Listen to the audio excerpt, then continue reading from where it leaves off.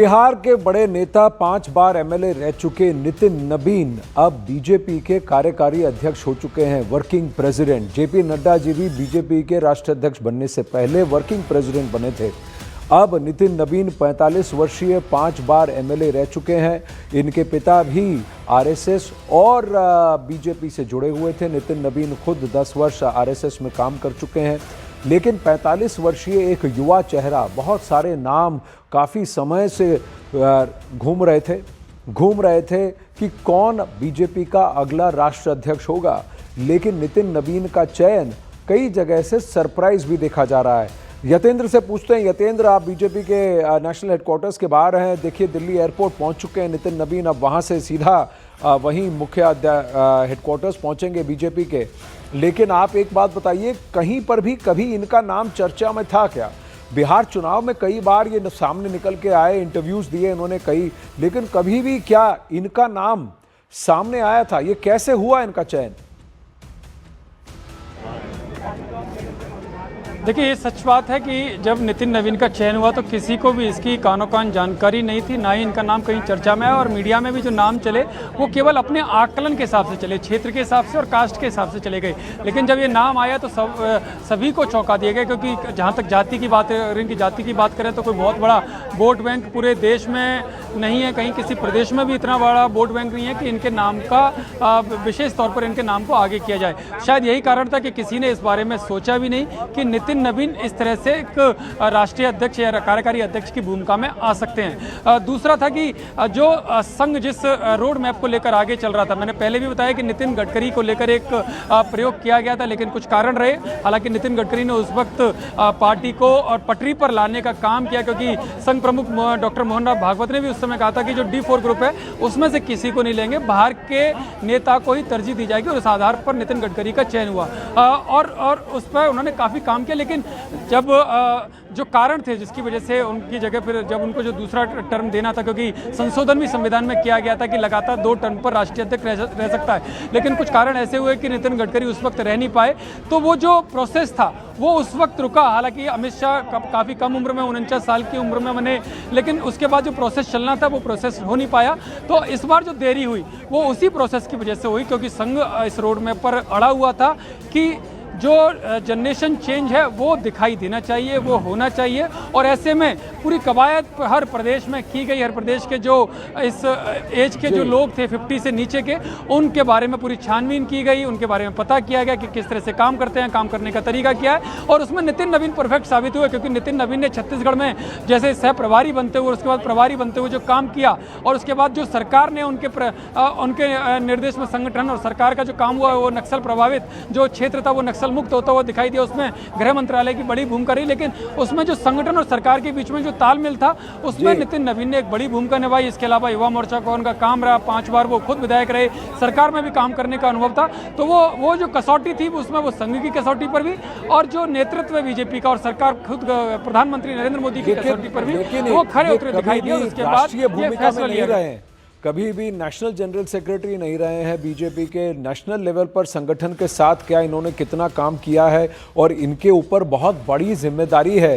BJP जैसी दुनिया की सबसे बड़ी पॉलिटिकल पार्टी को संगठित करना, 2029 के चुनाव और उसके आगे की तैयारी अगर आप देखें तो अगले 10 साल की तैयारी देखी जा रही है। पर अगले 3-4 साल में उत्तर प्रदेश के चुनाव आने वाले हैं, उसके बाद राष्ट्रीय चुनाव यानी कि 2029 का चुनाव आएगा, और कई सारे ऐसे राज्य हैं जहां पर चुनौती है एनडीए और खासकर बीजेपी के लिए कि कहीं ना कहीं अपने वर्चस्व को जमाना और अपनी धाक जमाना या अपने अस्तित्व को वहां पर दिखाना, चाहे वो तमिलनाडु हो, बंगाल हो, पंजाब हो, असम हो, सब जगह अब चुनाव आने वाले हैं। और क्या इसका असर वहां पड़ेगा? रवि सिंह भी हमारे साथ हैं। रवि, यतेंद्र उनके कास्ट की बात कर रहे थे, कायस्थ हैं। बंगाल में कई सारे कायस्थ हैं, काफ़ी सारा कायस्थ वोट बंगाल में है। दूसरी बात, आडवाणी जी के बाद, रविशंकर प्रसाद के बाद बीजेपी में कहीं ना कहीं कायस्थ प्रेजेंस थोड़ा कम था। क्या उसका फर्क यहाँ पड़ेगा, या फिर ये कास्ट से ऊपर उठकर काबिलियत को देखा गया है और ये देखा गया है कि किसकी कैपेबिलिटी है कि वो नए जनरेशन में और इस ट्रांजिशन में डिलीवर कर सके? ये तस्वीरें सामने आ रही हैं इस वक्त। रवि, जब मैं आपसे बात कर रहा हूं, नितिन नबीन की गाड़ी, उनका वाहन वहां बीजेपी के दफ्तर पहुंच चुका है। बीजेपी के हेडक्वार्टर्स के अंदर पुष्प वर्षा के साथ उनका स्वागत हो रहा है और वहां पर गृह मंत्री अमित शाह, जेपी नड्डा सब वहां पर हैं और ये अनिल बलूनी वहां दिख रहे हैं, संजय मयूख जो खुद बिहार से हैं वो भी दिख रहे हैं वहां पर और उनकी उपस्थिति वहां दिख रही है। पीयूष गोयल ने उनका स्वागत किया है। कई सारे बीजेपी के अन्य वरिष्ठ नेता खड़े हैं। तेजस्वी सूर्या जो युवा मोर्चा का वो भी संभाल रहे थे कुछ समय के लिए, वो भी वहां पर मौजूद हैं, उपस्थित हैं। जी रवि। देखिए आनंद, बिल्कुल तस्वीरें इस हैं वहां पर। हाँ जी जी। इंतजार कई घंटे से आनंद ये इंतजार चल रहा था अपने राष्ट्रीय कार्यकारी अध्यक्ष के एंट्री का और स्वागत का। और देखिए जब हो सकता है कि नितिन नवीन इससे पहले बीजेपी दफ्तर यहां पर आए रहे होंगे तो उन्होंने कभी सोचा भी नहीं होगा कि इस स्तर पर और अचानक इतने जल्दी इस पोस्ट पर, और सबसे सर्वोच्च पोस्ट बीजेपी में है क्योंकि राष्ट्रीय कार्यकारी अध्यक्ष और अब से थोड़ी देर में वो पदभार भी संभाल लेंगे, किस तरीके से केंद्रीय मंत्री और इसके अलावा की बरसात लगातार हो रही है। सुबह से ही इंतजार चल रहा था क्योंकि सबसे पहले जो फ्लाइट थी वो सुबह के वक्त थी, लेकिन फॉग की वजह से धीरे धीरे करके फ्लाइट का टाइम जो है डिले होता रहा और अब जो एयरपोर्ट के बाद सीधे बीजेपी हेडक्वार्टर नितिन नवीन पहुंचे हैं और अब सीधे ऊपर जाएंगे बीजेपी हेडक्वार्टर के अंदर जहां पर लगातार उनका स्वागत किया जा रहा है। कार्यभार भी वो संभालेंगे और इस दौरान आप देखें कि कितना ज्यादा यहां पर जोश है कार्यकर्ताओं में, नेताओं में, और एक उम्मीद भी है कि एक राज्य स्तर के एक मंत्री को, एक नेता को जहां पर नेशनल स्तर पर, राष्ट्रीय स्तर पर अब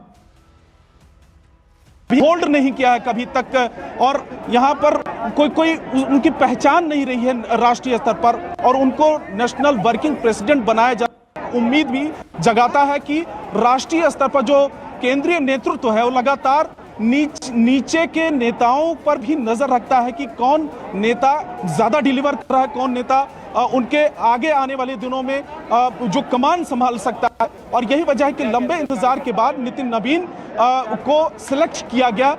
कई ऐसे नाम, 5-6 नाम लगातार मीडिया में सुर्खियां बने, कभी किसी का नाम कि उनको बनाया जाएगा, कभी किसी का आता था, लेकिन वो अटकलें ही थी। लेकिन अचानक एक दिन पहले जैसे ही बीजेपी की तरफ से रिलीज जारी हुई और नाम आता है तो थोड़ी देर तक लोगों को विश्वास नहीं हो रहा था कि आखिर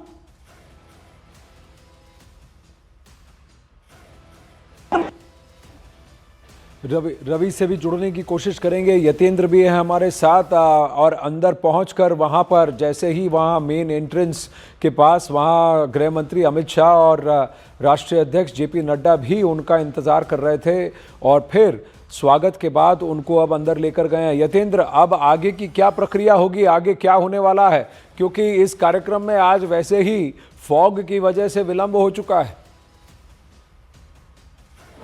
देखिए बिल्कुल जो मल्टीपर्पज़ हॉल है बीजेपी मुख्यालय का, वहाँ पर उनके स्वागत की तैयारियां की गई हैं। वहाँ पर बीजेपी अध्यक्ष जेपी नड्डा, गृह मंत्री अमित शाह उनका स्वागत करेंगे। वो मैं हॉल की तस्वीरें आपको दिखा देता हूँ कि जहाँ पर राष्ट्रीय कार्यकारी अध्यक्ष का अभिनंदन समारोह यहाँ पर किया जाएगा और अब से कुछ ही पलों में, क्योंकि बीजेपी मुख्यालय में पहुँच गए हैं खुद गृह मंत्री अमित शाह और बीजेपी अध्यक्ष जेपी नड्डा उनको लेकर पहुँचेंगे। आप देख सकते हैं 2 कुर्सियाँ वहाँ पर लगी हुई हैं जहाँ पर अध्यक्ष उनको कार्यकारी अध्यक्ष की जिम्मेदारी औपचारिक तौर पर देंगे। क्योंकि जहाँ तक कास्ट की जो आप बात कर रहे थे अभी थोड़ी देर पहले, तो मैं आपको बता दूं कि पश्चिम बंगाल में अभी चुनाव है। 12% का जो कायस्थ वोट है वो करीबन 12% अभी पश्चिम बंगाल में बताया जा रहा है और उसके बाद उत्तर प्रदेश में चुनाव है, क्योंकि उत्तर प्रदेश काफ़ी बड़ा चुनाव माना जाता है और उत्तर प्रदेश में पूर्वांचल वोटरों की संख्या काफ़ी अच्छी खासी तादाद में, तो उसका प्रभाव वहाँ पर मिल सकता है। लेकिन इसके साथ साथ जो आपने कहा कि राष्ट्रीय स्तर पर भूमिका नहीं रही, तो आपको बता दूं छत्तीसगढ़ के वो प्रभारी रहे हैं और ज़्यादातर जो भी राष्ट्रीय महामंत्री होता है वो किसी न किसी प्रदेश का प्रभारी बनता है और प्रभारी के नाते उनकी भूमिका, उनके काम करने का अंदाज, उनके काम करने का तरीका, उनमें नेतृत्व क्षमता कैसी है,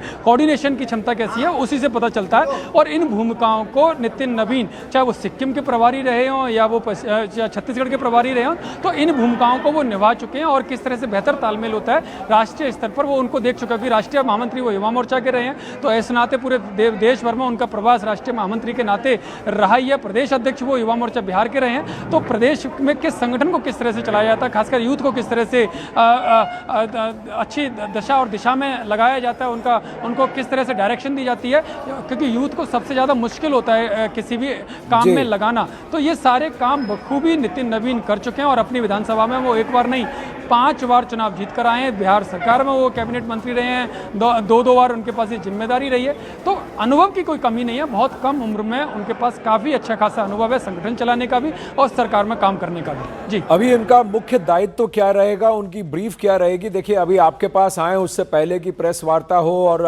उनको फॉर्मली इंट्रोड्यूस किया जाए मीडिया के समक्ष एज नेशनल वर्किंग प्रेसिडेंट, एक क्लोज डोर मीटिंग है जिसमें अमित शाह हैं, जेपी नड्डा हैं और नितिन नवीन हैं। सबसे बड़ा इनके ऊपर, सबसे बड़ी इन पर अभी क्या जिम्मेदारी होगी? इनसे सबसे बड़ी एक्सपेक्टेशन क्या होगी? क्या बंगाल का चुनाव, जहां आपने कहा 12% कायस्थ वोट हैं, ये खुद कायस्थ हैं, क्या ये जाति वाला एस्पेक्ट एंगल को भी, इसको, इस समीकरण को भी उन्होंने नज़र में रखा है? क्योंकि 2027 में उत्तर प्रदेश के चुनाव हैं, वहाँ पर भी सवर्ण वोट कहीं ना कहीं इधर उधर खिसकता हुआ दिख रहा है, जबकि उत्तर प्रदेश के अभी जो अध्यक्ष बने हैं वो ओबीसी से हैं, ओबीसी कैटेगरी से हैं। तो कहीं ना कहीं इसको भी, इस जातीय समीकरण को भी क्या मन में रखा है? दूसरी बात यतेंद्र, ये संघ की चॉइस है या बीजेपी की चॉइस है, या ये एक ऐसी चॉइस है जिस पर किसी को भी आपत्ति नहीं? देखिए, ये एक ऐसी चॉइस है जिस पर किसी को भी आपत्ति नहीं है। संघ और बीजेपी नेतृत्व और प्रधानमंत्री नरेंद्र मोदी की सहमति के बाद ही हुआ है। काफ़ी लंबा मंथन चला कि किस तरह का चेहरा होना चाहिए जो निर्विवाद भी हो, लेकिन जिसमें संगठन कौशल की क्षमता भी हो और सरकार में काम करने का अनुभव भी हो और खासकर वो युवाओं को समझता हो। तो ये सारी वो चीज़ें थी कि जो नितिन नवीन इन सारी कसौटियों पर खरे उतरे। वो प्रधानमंत्री नरेंद्र मोदी ने भी उनके काम करने का तरीका देखा, संघ ने भी उनके काम करने का तरीका देखा, क्योंकि उनके परिवार का अगर बैकग्राउंड की बात करें तो वो भी संघ बैकग्राउंड से आते हैं। उनके पिताजी खुद संघ जनसंघ में रहे और खुद कई बार के विधायक रहे, और जब उनका निधन हो गया तो उसके बाद 2006 में उनकी जगह पर जो बाई इलेक्शन हुआ वो खुद चुनकर आए और उसके बाद लगातार उन्होंने अपनी सीट को भी बचा कर रखा, अपने कार्यकर्ताओं को भी सहेज कर रखा और अपने संगठन कौशल से उन्होंने चाहे युवा मोर्चा में काम करना हो, चाहे भाजपा में छत्तीसगढ़ का प्रभार या इन प्रदेशों के प्रभार के नाते काम करना हो, तो वो उन सब कामों को उन्होंने किया। इसके साथ साथ सरकार में भी उनको जिम्मेदारी मिली कैबिनेट मंत्री के तौर पर और उस जिम्मेदारी को भी उन्होंने बखूबी निभाया।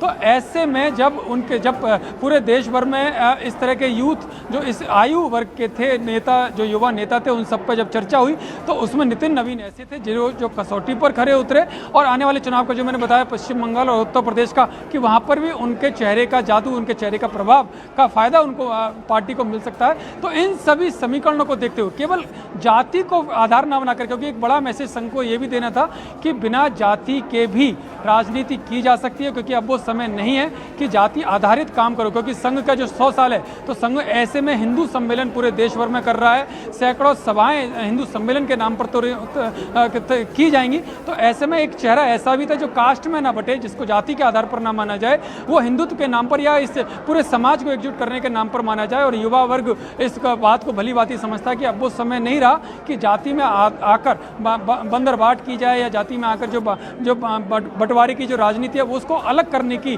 पॉलिसी के तहत एक लंबा प्रोसेस हो सकता है, लंबा रोड मैप हो सकता है, लेकिन शुरुआत करनी थी तो शुरुआत इस नाम पर संघ और प्रधानमंत्री नरेंद्र मोदी और बीजेपी नेतृत्व के बीच में बनती हुई दिख रही है। जी, तो अंदर की तस्वीरें आ रही हैं जो बीजेपी के मुख्य चेहरे हैं, जो फाउंडर्स हैं, उनको श्रद्धांजलि अर्पित करते हुए और अपना कार्यभार संभालने से पहले जो राष्ट्र अध्यक्ष बीजेपी के रहे, जो फाउंडिंग मेंबर्स रहे, उनको पुष्पांजलि देते हुए नितिन नवीन और उसके साथ साथ अमित शाह और जेपी नड्डा भी उस वक्त मौजूद हैं। प्रश्न ये भी उठता है यतेंद्र, मैं रवि सिंह है कि नहीं मैं पूछूंगा और रवि से भी जानने की कोशिश करूंगा कि प्रश्न ये भी उठता है कि जो लीडरशिप अभी 50 से 65 वर्ष के बीच की है, उस जनरेशन का क्या होगा? क्योंकि नितिन नवीन तो 45 वर्षीय हैं, युवा हैं, तो काफ़ी सारा युवा काडर तो एंथुजियास्टिक लग रहा है। काफ़ी सारे यंग स्पोक्स पर्सन्स बीजेपी के और युवा नेता और युवा मोर्चा के कई नेता सब काफ़ी एक्साइटेड दिख रहे हैं इन तस्वीरों में। लेकिन कुछ वरिष्ठ नेता भी हैं जिन्होंने कई वर्ष यहाँ संघर्ष किया है। अमित शाह, प्रधानमंत्री नरेंद्र मोदी और बाकी की जो टीम है, अभी करंट टीम, उस मौजूदा टीम के साथ सालों संघर्ष किया है, संगठन के लिए काम किया है। तो क्या उनकी भूमिका धीरे धीरे कम हो जाएगी? एक नई लीडरशिप आएगी, एक ट्रांजिशन होगा अगले 1-2 साल में? देखिए आनंद, जो अभी प्रोसेस है जो हमारे सूत्र दावा कर रहे हैं वो ये कि युवा नेतृत्व और अनुभव को साथ लेकर आगे बढ़ा जाएगा। और धीरे धीरे ये भी एक प्रोसेस के तहत आता है कि जो अनुभव, जो बुजुर्ग या जो सीनियर लीडरशिप होती है उसको धीरे धीरे अलग अलग कामों में लगाया जाता है। आपको नितिन गडकरी का उदाहरण याद होगा, जब नितिन गडकरी अध्यक्ष बने थे तो उनसे सीनियर काफ़ी लोग थे, जिसमें अरुण जेटली थे, सुषमा स्वराज थे, तो उनको दूसरे काम दिए गए, उन्हें LOP बनाया गया लोकसभा और राज्यसभा का। तो ऐसे ही जो आप सवाल आप कर रहे हो कि जो इतने बड़े लीडर हैं उनका क्या होगा, तो उनके लिए भी नेतृत्व ने उनके लिए अलग अलग जिम्मेदारियां सोची हुई हैं। कुछ लोगों को संगठन में भेजा जाएगा, तो कुछ लोगों को प्रदेशों के हिसाब से उनकी कमान सौंपी जाएगी, उनको प्रदेशों की चुनावी रणनीति के तहत चुनाव, कहीं किसी को चुनाव प्रभारी बनाया जाएगा तो किसी को प्रदेश प्रभारी बनाया जाएगा। यानी हर किसी की एक अलग भूमिका होगी और उस भूमिका के साथ साथ वो संगठन में भी उनका योगदान हो, सरकार में भी उनका योगदान हो। इस तरह की एक रणनीति के तहत ये फैसला लिया गया है और ये सब कुछ मिक्सर जो कह सकते हैं, सब कुछ मिला जुला अनुभव संगठन के भी काम आए, सरकार के भी काम आए। तो इन सब बातों को ध्यान में रखकर ही संगठन और सरकार को आगे चलाया जाएगा। जी, अभी इमीडिएट उनका